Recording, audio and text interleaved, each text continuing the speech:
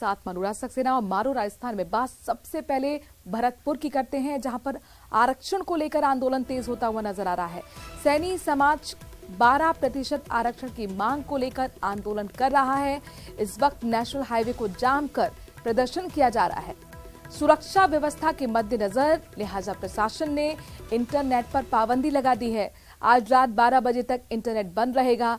नदबई, वैर, भूसावर सीमा क्षेत्र में इंटरनेट पर पाबंदी लगा दी गई है।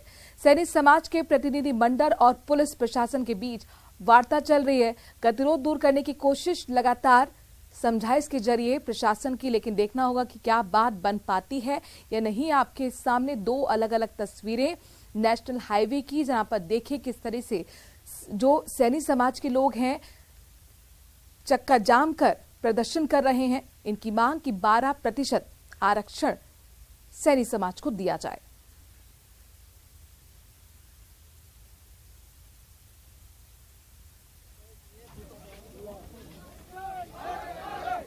सैनी समाज द्वारा 12% आरक्षण की मांग को लेकर नेशनल हाईवे को जाम कर प्रदर्शन किया जा रहा है और लगातार देर शाम से ही आंदोलनकारी यहां पर जमे हुए हैं। नेशनल हाईवे को ब्लॉक कर रखा है। गांव अरोदा के पास जहां इन्होंने पहले आंदोलन किया था वहीं पर ये बैठे हुए हैं और अब इनकी एक और मांग है कि जो आंदोलन के संयोजक है मुरारी लाल सैनी सहित जो अन्य लोगों को पुलिस ने गिरफ्तार किया है उनको रिहा किया जाए और 12% आरक्षण की जो मांग है उसको माना जाए। आप देख सकते हैं तस्वीरों में किस तरह से जो है हाईवे पर लोग आपको नजर आएंगे और लगातार नारेबाजी कर रहे हैं और लगातार इनका कहना है कि हमें जो आरक्षण है वो दिया जाए। इन लोगों से बातचीत भी करेंगे कि ये लोग यहाँ पर रुके हुए हैं, देर शाम को ही यहाँ पर पहुंचे थे। सभी के हाथों में लाठी डंडे जो है वो नजर आएंगे। रात से ही यहाँ पर डटे हुए हैं। आप क्या मांग है आपकी?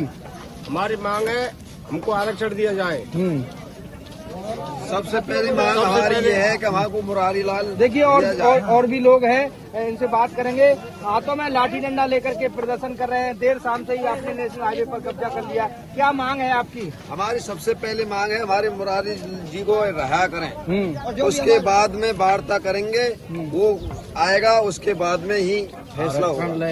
हाँ, 12% आरक्षण चाहिए हमारे लिए। तो कल पुलिस के साथ झड़प भी आपकी जो है वो देखने को मिली थी। वो हुई सर हमारे मीठे गांव के पास में और पुलिस ने आंसू गोला छोड़े थे और हमने लाठी चार्ज हमने भी किया था, परंतु हमारे विषय ने हम दौड़े होकर फिर खेतों में होकर आकर हमने हाईवे जाम किया। देखिए महिलाएं भी इस आंदोलन में शामिल हैं, उनसे भी बात करेंगे कि क्या मांग है उनकी और किस बात को लेकर के वो आंदोलन कर रहे हैं। पहले भी आप अपने आंदोलन में हिस्सा लिया था, अब दूसरा आंदोलन जब दोबारा ये आप जो है नजर आ रही है आंदोलन में महिलाओं के साथ, क्या मांग है?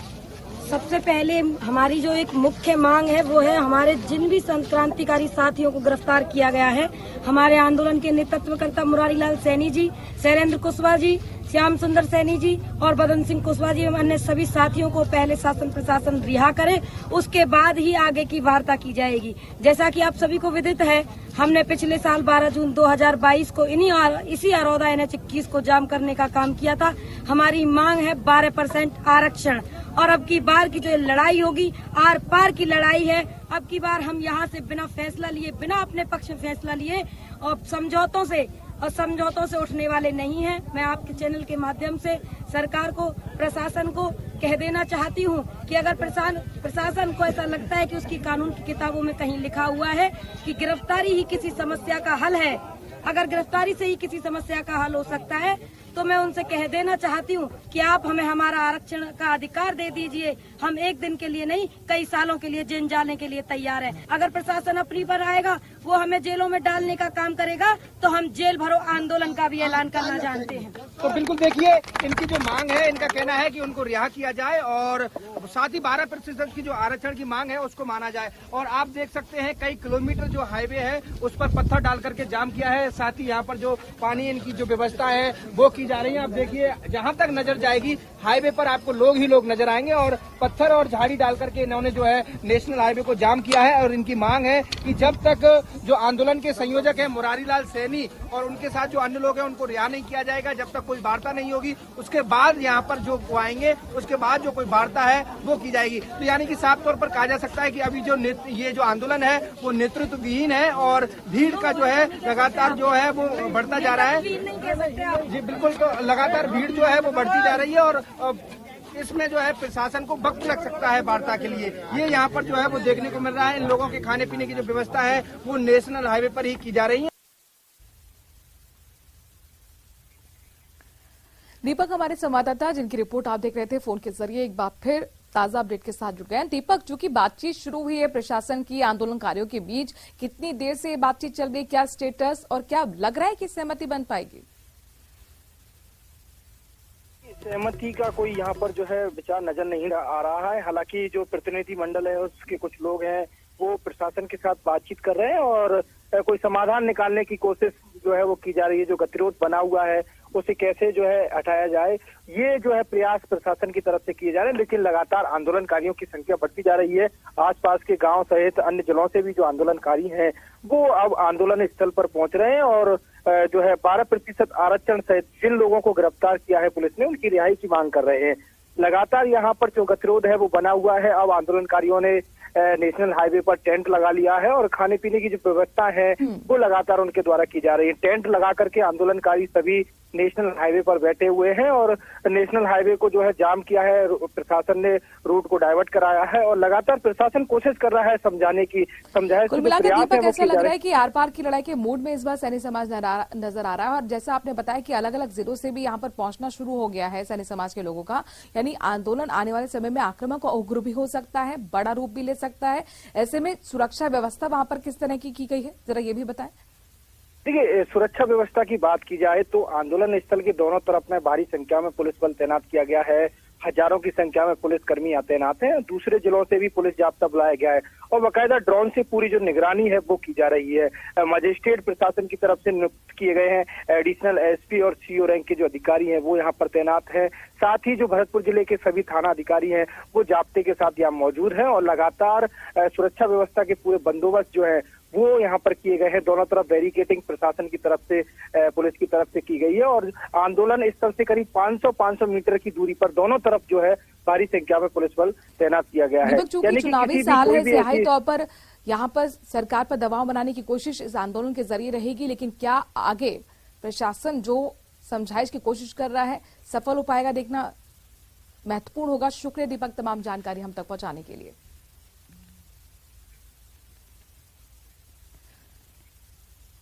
और इस बीच डूंगरपुर से बड़ी खबर आ रही है जहां पर बदमाशों ने फायरिंग की है। शिशोद में होटल की पार्किंग में कार पर फायरिंग कर बदमाश फरार हो गए। 2 बदमाश बताए जा रहे हैं जिन्होंने फायरिंग की है। इसके साथ साथ अपने दर्शकों को बता दें कि फायरिंग के दौरान गाड़ी के जो शीशे थे वो टूट गए। हालांकि कार सवार बाल बाल बचा है। बिचीवाड़ा पुलिस फिलहाल पूरे मामले की जांच कर रही है। ये देखिए, अब सीसीटीवी फुटेज भी सामने आ गया है जहां पर कार पर ताबड़तोड़ फायरिंग की गई। हालांकि गनीमत रही कि कार चालक बाल बाल बच गया। तो बदमाशों ने फायरिंग की और इसके बाद फरार हो गए। गाड़ी के शीशे इस दौरान टूटे। हालांकि गनीमत ये रही कि कार चालक बाल बाल बच गया है। खबर ये है कि ये आपसी गैंग वॉर है। 2 गैंग है जो शराब तस्करी से जुड़े हुए हैं और उन्हीं के बीच में ये फायरिंग हुई। एक गैंग ने दूसरे गैंग पर फायरिंग की। फिलहाल पुलिस हर एंगल से जांच पड़ताल कर रही है, लेकिन जिस तरह की वारदात देर रात सामने आई, इतना तो तय है कि डूंगरपुर में कानून का खौफ बदमाशों में कतई नहीं रह गया। जयेश पवार हमारे संवाददाता इस खबर पर जुड़ गए। जयेश, काफी घंटे हो चुके हैं इस घटना को हुए, अब तक क्या एक्शन पुलिस ने लिया है? देखिए, मैं बताना चाहूंगा, डूंगरपुर जिला गुजरात से सटे होने के कारण शराब तस्करी को लेकर अक्सर सुर्खियों में रहता है। करीब 1.5 साल पहले भी इसी तरह की एक वारदात हुई थी जिसमें गैंग वॉर में फायरिंग हुई थी और ऐसी ही घटना बीती रात हुई है। 7:42 पर एक कार सवार जो होटल की पार्किंग में बैठा था उस पर एक दूसरी कार आती है और उसमें पीछे बैठे जो बदमाश ने कार सवार में बैठे व्यक्ति पर 2 फायर किए थे। ये पूरा जो मामला है वो मानसिंह गैंग पर हमले का बताया जा रहा है और हमला करने वाली जो गैंग थी वो राजू वांटेड नाम का जो एक तस्कर है उसके गुर्गे बताए जा रहे हैं। घटना के बाद से पुलिस ने सीसीटीवी फुटेज खंगाल रही है और बदमाशों को ढूंढने के प्रयास किए जा रहे हैं। इधर पीड़ित ने बिछीवाड़ा थाने रिपोर्ट दर्ज करवाई है। आज सुबह जो एसपी कुंदन कवारिया है वो भी घटनास्थल पर पहुंचे थे और बिछीवाड़ा पुलिस से पूरे मामले की जानकारी ली। साथ ही अधिकारियों को निर्देश दिए हैं कि टीमें गठित करके जल्द से जल्द जो है बदमाशों को गिरफ्तार किया जाए और उस पूरे मामले का खुलासा किया जाए। जी शुक्रिया जयेश, तमाम जानकारी हम तक पहुंचाने के लिए। तो पुलिस अधिकारी मौके का मुआयना कर निकले हैं, टीम गठित की गई है और दावा यही कि जल्द ही बदमाशों को गिरफ्तार कर लिया जाएगा। गुजरात राज्य में शराबबंदी के कारण राजस्थान और गुजरात के सीमावर्ती जिले डूंगरपुर जिले में आए दिन शराब तस्करी की घटनाएं सामने आती हैं, लेकिन पहली बार बीती रात शराब तस्करों के बीच गैंगवार जैसी घटना सामने आई है।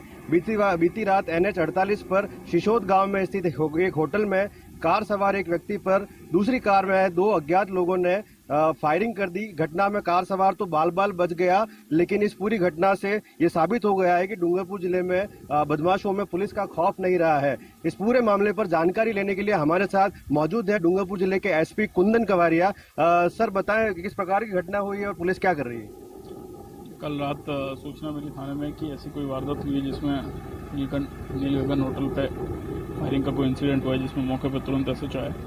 घटना का वेरिफिकेशन होने के बाद मुकदमा दर्ज किया गया 3/25 में और IPC की धाराओं में स्पेशल टीम हमने लगाई है डिप्टी SP के नेतृत्व में एक टीम बना के।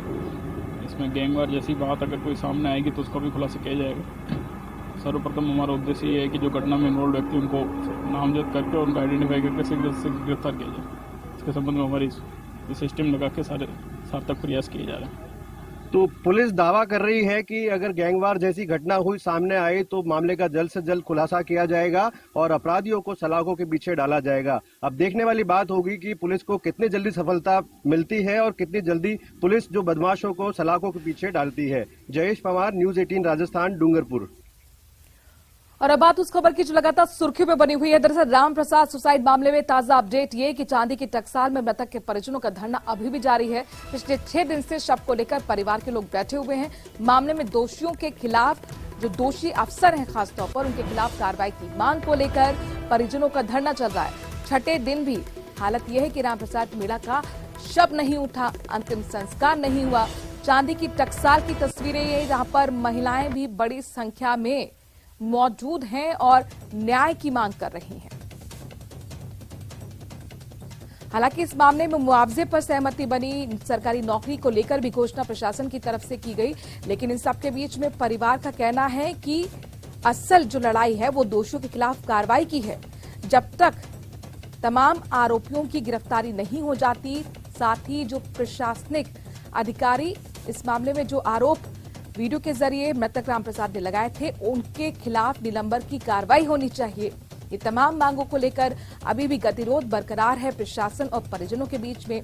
आज 6वां दिन धरना प्रदर्शन का, बावजूद उसके देखिए 6 दिन से शव नहीं उठा है। हालांकि पोस्टमार्टम तो जरूर हुआ, लेकिन अब तक शव का अंतिम संस्कार नहीं हो पाया है। प्रशासन के सामने एक गंभीर चुनौती है कि आखिरकार क्या वो प्रस्ताव लाया जाए ताकि परिजन मान सकें। तो वहीं परिजनों का साफ तौर पर कहना कि हमारी सुनवाई नहीं हो रही है। किरोड़ीलाल मीणा राज्यसभा सांसद वो आप देख रहे हैं, जो लगातार आंदोलनकारियों के साथ बैठे हुए हैं, पीड़ित परिजनों के साथ बैठे हुए हैं और उनका कहना है कि जब तक न्याय पीड़ित परिवार को नहीं मिलता है तब तक ये धरना खत्म नहीं होने वाला है। 6 दिन का वक्त बीत चुका है। 6 दिन से अब तक मृतक का शव नहीं उठा है। जिस कमरे में सुसाइड रामप्रसाद ने किया था, उसी कमरे में अभी भी शव पड़ा हुआ है।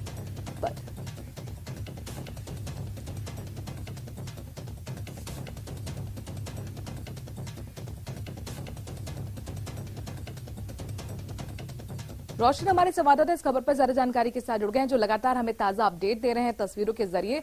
रोशन, चूंकि आपने पीड़ितों की बात भी पहुंचाई, परिजनों से भी आपने बातचीत की, अब 6वां दिन है, अब तक शव का अंतिम संस्कार नहीं हो पाया है। आखिरकार कहां गतिरोध बना हुआ है और प्रशासन, चूंकि आज अब आधा दिन तो निकल गया है, क्या कोई अधिकारी वहां पर पहुंचा, बातचीत हुई? देखिए, आपने ठीक कहा कि 6 दिन पूरे हो गए हैं, करीब 150 घंटों से ज्यादा का वक्त हो चुका है। जो रामप्रसाद का शव है वो इस कमरे के अंदर डीप फ्रीज के अंदर रखा हुआ है। 2 दिन पहले प्रशासन ने मौके के ऊपर पोस्टमार्टम कर दिया। सरकार का ये दावा है कि जो सरकार की ओर से जो मदद की जानी चाहिए थी वो कर दी गई है। रामप्रसाद के जो परिवार के जो लोग हैं, उनके पिता हैं, वो यहाँ पर मौजूद है। परिवार और समाज के जो तमाम लोग हैं वो यहाँ पर मौजूद हैं। इन लोगों की ये मांग है कि जो इस एफआईआर के अंदर जो दोषी लोग हैं उनके खिलाफ कार्रवाई होनी चाहिए। नगर निगम के जो दोषी अधिकारी हैं उनके ऊपर गाज गिरनी चाहिए। लेकिन अभी तक इस पूरे मामले के अंदर ये जो परिवार के जो लोग हैं वो न्याय की गुहार को लेकर, शव को लेकर बैठे हुए हैं। 6 दिन से राम प्रसाद का जो शव का अंतिम संस्कार नहीं हो पाया। लगातार ये लोग धरना प्रदर्शन कर रहे हैं, नारे लगा रहे हैं। आप ये देख रहे हैं कि जो युवक है वो यहाँ पर मांग कर रहे हैं कि लगातार यहाँ पर जो है उन्हें न्याय यहाँ पर मिलना चाहिए। लेकिन जो कहीं ना कहीं सरकार और जो राम प्रसाद का जो परिवार है उसके बीच में गतिरोध बना हुआ है। जो प्रशासनिक अधिकारी हालांकि इस पूरे मामले के ऊपर लगातार परिवार के लोग से बात कर रहे हैं। जो डेयरी बूथ का जो आवंटन है उसकी घोषणा कर दी गई है, आवंटन पत्र देने की बात सामने आई है। उसके अलावा 4 लाख रुपए परिवार को आर्थिक मदद तमाम घोषणाएं तो की गई थी, लेकिन उसको तो बीते 2 दिन हो चुके हैं। घोषणा के बाद भी यहाँ पर धरना खत्म नहीं हो रहा है। आज क्या कोई प्रशासनिक अधिकारी पहुंचा, बातचीत वहां पर हुई, क्या स्टेटस है इसको लेकर? देखिए, मौके के ऊपर प्रशासनिक अधिकारी यहाँ पर डॉक्टर जो राकेश मीणा है, एसडीएम प्रथम वो यहाँ पर मौजूद हैं। लगातार जो चाहे राज्यसभा सांसद किरोड़ी मीणा हो या फिर जो परिवार के लोग हो उनसे लगातार समझाइश कर रहे हैं और सबको अंतिम संस्कार करने की गुहार लगा रहे हैं। लेकिन परिवार के लोगों का ये कहना है कि जो इस एफआईआर के अंदर जो दोषी लोग हैं उनके ऊपर कार्रवाई होनी चाहिए। साथ ही साथ में जो नगर निगम के जो दोषी जो अधिकारी हैं, जो मकान नहीं बनाने दे रहे थे राम प्रसाद को, जिन अधिकारियों ने जो राम प्रसाद है उसके घर के बाहर जो सुरक्षा प्रहरी लगाए, उन लोगों के ऊपर गाज गिरनी चाहिए। कुल मिलाकर इसी बात को लेकर ये बैठे हुए हैं और ये इन लोगों की मांग है। अब ये देखना ये होगा कि प्रशासनिक स्तर के ऊपर इस पूरे मामले के अंदर क्या कुछ निर्णय लिया जाता है, क्या परिवार के लोगों को समझाइश की जाती है। अलग अलग जो यहाँ पर जो प्रशासनिक अधिकारी हैं वो लगातार समझाइश यहाँ पर कर रहे हैं, गुजारिश यहाँ पर कर रहे हैं कि जो 6 दिन का वक्त हो गया। पूछिए कब तक नहीं करेंगे शव का अंतिम संस्कार? 6वां दिन आज हो गया है, जरा बात करके देखिए। देखिए, इन लोगों का ये कहना है कि जब तक परिवार को न्याय नहीं मिलता, जब तक जो शव है उसका अंतिम संस्कार नहीं किया जाएगा, हम परिवार के लोगों से, जो उनके पिता हैं वो आप ये देखिए यहाँ पर मौजूद हैं उनके पिता, और वो कुछ भी कहने के लिए तैयार नहीं थे, लेकिन फिर भी हम उनसे बात करने की कोशिश करेंगे। आप राम प्रसाद के पिता हैं, क्या अब आप लोगों की अभी तक जो मांगे अभी तक है? मेरे मुझे बार बार मुझे वो मत करो, मैं दुखी हो चुका हूँ। लेकिन आप सरकार को एक ही कह रहा हूँ कि इन दोषियों को गिरफ्तार क्यों नहीं करते? बार बार क्यों मेरे को टॉर्चर कर रहे हो आप, या मुझे भी खत्म करना चाहते हो? हम आपसे पूछ रहे हैं, आपकी जो बात है वो सरकार तक पहुँचे, इनको क्यों नहीं करते? देखिए, ये राम प्रसाद के पिता है, स्वाभाविक सी बात है कि जब एक पिता के ऊपर इस तरीके से गुजरती है तो उन्हें कहीं ना कहीं गुस्सा आता है। आपने बात करी, कैसी परिवार की स्थिति है और क्या आप इस पूरे मामले में कहेंगे? परिवार का तो बहुत दयनीय स्थिति है। इनको तो जितना शीघ्र न्याय मिलना चाहिए उसी के लिए सब बैठे हुए हैं, क्योंकि इनकी जो मांग है बिल्कुल जायज है, उस पर ध्यान देना चाहिए, कार्रवाई करनी चाहिए। कुल मिलाकर जो परिवार की जो मांग है वो ये है कि जो इस एफआईआर के अंदर जो दोषी लोग हैं, चाहे वो पुजारी परिवार हो या और इससे जो जुड़े हुए जो लोग हैं, उनके खिलाफ जो कार्रवाई यहाँ पर होनी चाहिए, एफआईआर होनी चाहिए। प्रशासन का ये कहना है कि इस पूरे मामले को जो क्राइम ब्रांच को दे दिया है, लगातार जो क्राइम ब्रांच है इस पूरे मामले के अंदर जो छानबीन यहाँ पर कर रहा है, और इस पूरे मामले में कह सकते हैं कि इस पूरे मामले में जो अभी तक जो 3 गिरफ्तारियां हो पाई है, ऐसे में और भी जो गिरफ्तारियां जो होनी है वो अभी उसमें वक्त लगेगा। जो क्राइम ब्रांच है वो अपनी उसमें कार्रवाई में लगेगी। जाहिर तौर पर रोशन, इसीलिए गुस्सा वहां पर लोगों का बना हुआ है। और जी बात कीजिए। जी, आज 5 दिन हो गए राम प्रसाद जी की डेड बॉडी यहाँ रखी हुई है। 6वां दिन चल रहा है और एक शर्मनाक ये बात यह है कि पूरे शहर के बीचों बीच इस बॉडी को रखकर सरकार का कोई नुमाइंदा यहाँ मिलने नहीं आया। आज आम परिवार, गरीब परिवार न्याय की गुहार मांग रहा है, लेकिन इस परिवार के साथ में सर्व समाज के लोग हैं और विद्यार्थी परिषद खड़ा हुआ है। हम लोग प्रशासन यहाँ पर मौजूद है, लगातार प्रशासन समझाइश कर रहा है। प्रशासन का ये कहना है कि मुआवजा भी जो सरकार के स्तर पर, प्रशासन के स्तर पर जो जा सका था वो दिया जा रहा है। आप मेरे को एक प्रतिनिधि का नाम बताइए जो सरकार की तरफ से यहाँ प्रतिनिधित्व करने के लिए आया हो। एसडीएम प्रथम राकेश मीणा यहाँ पर मौजूद है। देखिए, ना ही उन्होंने अभी वार्ता की है और लगातार वो पिछले 3 दिन से वार्ता कर रहे हैं। 3 दिन से मौके के इतने सारे नेता इस राजस्थान की धरती पर रहे, विधानसभा भी चलती है, 2 से प्रतिनिधि यहाँ पर रहते हैं, यहाँ के विधायक मंत्री कहाँ मर गए। और ये गुस्सा वहाँ के मौजूद लोगों का है, परिजनों का है। और आपने उनके पिता को भी सुना जो साफ तौर पर कह रहे हैं कि बार बार एक ही सवाल करके ऐसा लग रहा है कि टॉर्चर किया जा रहा है। मैं कितनी बार अपनी मांग को दोहराऊं, मैं सिर्फ यही चाहता हूं कि दोषियों की गिरफ्तारी होनी चाहिए। फिलहाल प्रशासन के सामने बड़ी चुनौती, आखिरकार कब सहमति बनेगी और राम प्रसाद मीणा का कब अंतिम संस्कार होगा, सवाल बना हुआ है। राम प्रसाद मीणा के तरह संजय पांडे सुसाइड मामला भी लगातार तूल पकड़ता जा रहा है। अब तक आपको बताएं कि शव का पोस्टमार्टम नहीं हुआ है। 50 घंटे से ज्यादा का वक्त बीत चुका है, पोस्टमार्टम हुआ नहीं है। और साथ ही अब खबर ये कि एसएमएस की मोर्चरी के बाहर सर्व समाज के लोग जुटेंगे। आरोपी की गिरफ्तारी की मांग को लेकर, आर्थिक मुआवजा और सरकारी नौकरी की मांग को लेकर धरना देंगे। परिजनों और प्रशासन के बीच अभी तक सहमति नहीं बन पाई है।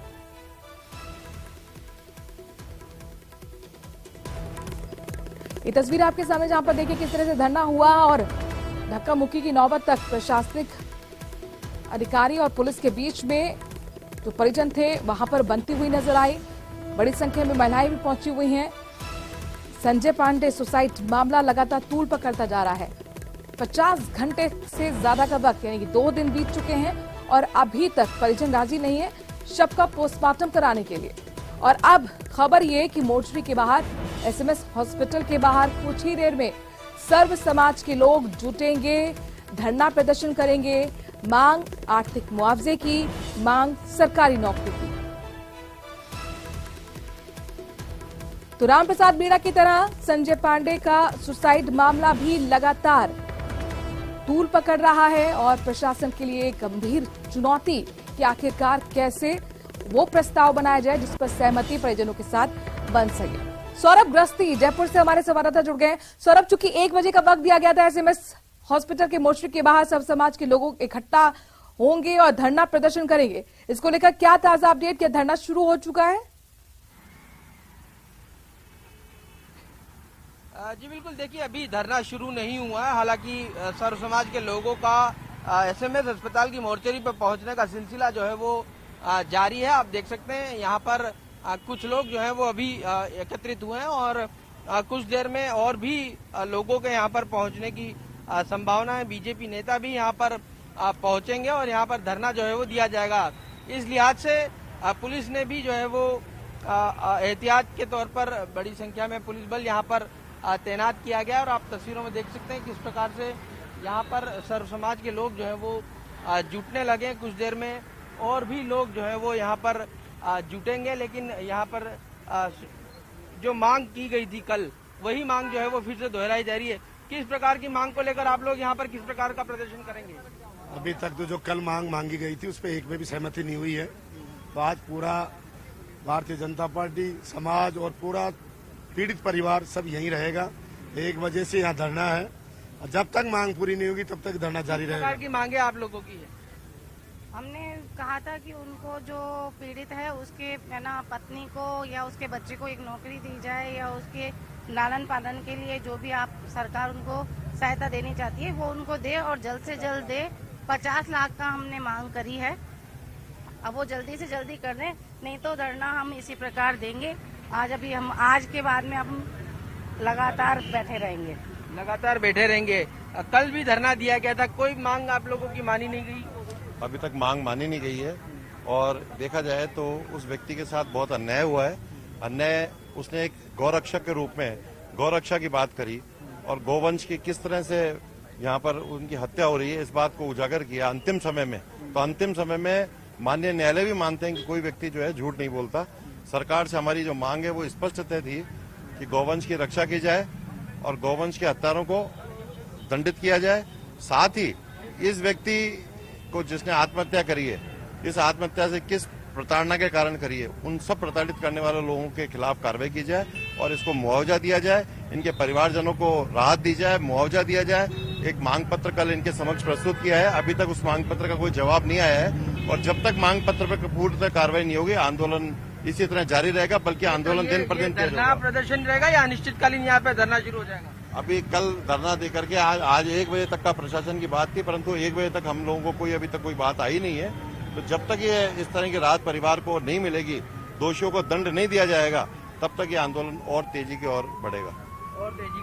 यानी कार्रवाई और मुआवजे की मांग को लेकर यहाँ पर जो है वो प्रदर्शन होना है। कुछ देर में और भी लोग यहाँ पर पहुंचेंगे। क्योंकि हमने देखा था धरने में कल धक्का मुक्की भी हो गई थी, तू मैं भी पुलिस और यहाँ पर जो तमाम धरना प्रदर्शन करने आए लोग थे उनके बीच में बनी।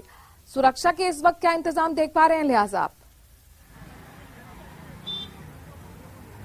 जी बिल्कुल, कल चूंकि यहाँ पर धरना प्रदर्शन के लिए तमाम लोग यहाँ पर पहुंच रहे थे और टेंट का सामान और यहाँ पर अन्य जो व्यवस्था है वो करी जा रही थी। उस दौरान पुलिस द्वारा अनुमति नहीं दिए जाने के कारण उस प्रकार की स्थिति जो है वो बनी थी। हालांकि आज भी जो है वो पूरे इंतजाम जो है वो किए गए। आपको तस्वीरों में दिखाना चाहेंगे किस प्रकार से पुलिस बल जो है वो यहाँ पर तैनात किया गया है, क्योंकि किसी प्रकार से ऐसी स्थिति न बने जिसके चलते आम राहगीरों को भी दिक्कतें हों, क्योंकि यहाँ पर अस्पताल भी है। इस लिहाज से उसका इंतजाम जो है वो यहाँ पर किए जा रहे हैं। अलग अलग थानों के पुलिस बल जो है वो यहाँ पर लगाया गया है और कोशिश की जा रही है कि किसी प्रकार की ऐसी अप्रिय स्थिति न बने जिसके चलते दिक्कतों का सामना जो है वो करना पड़े। इस लिहाज से फिलहाल जो है वो यहाँ पर लोगों का पहुंचने का सिलसिला जारी है। संभवतः कुछ देर बाद जो है वो ये धरना जो है। सौरभ, देखिए रामप्रसाद मीणा मामले में भी अभी तक सहमति प्रशासन और वहां पर जो धरने पे बैठे परिजन है उनके बीच में नहीं बनी है। अब ये मामला जो है संजय पांडे का, ये भी बहुत तूल पकड़ रहा है कि प्रशासन की क्या रणनीति है, कैसे समझाइश होगी। वार्ता तो पहले भी हुई, बातचीत में सफल तो रही नहीं, सहमति बन नहीं पाई।